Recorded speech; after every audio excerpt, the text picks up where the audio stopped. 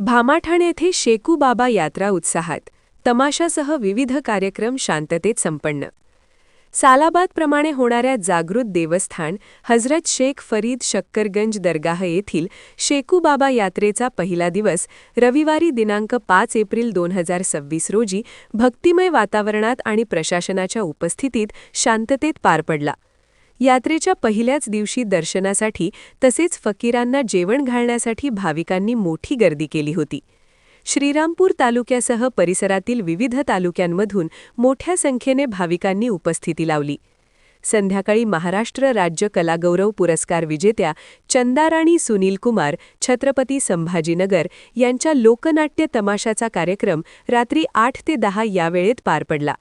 या तमाशासाठी पंचक्रोशीतील तरुणांची मोठी गर्दी लक्षणीय ठरली.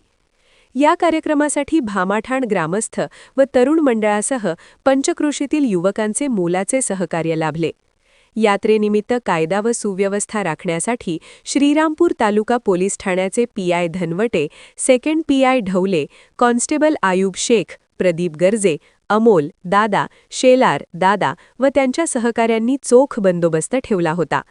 याप्रसंगी उत्तमण्णा बनसोडे, किशोर बनसोडे, दिनकर बनसोडे, रामनाथ सांगळे, पोलीस पाटील मधुकर बनसोडे, राजेंद्र बनसोडे, हरिभाऊ बनसोडे, विलास बनसोडे, जालू बनसोडे, बशीर काजी, लड्डू जहागीरदार, अशोक मुठे, हनुमंत मुठे, शिवनाथ आव्हाड, ताहिर जहागीरदार, पत्रकार राजू काजी यांच्यासह पंचक्रोशीतील अनेक मान्यवर व नागरिक उपस्थित होते.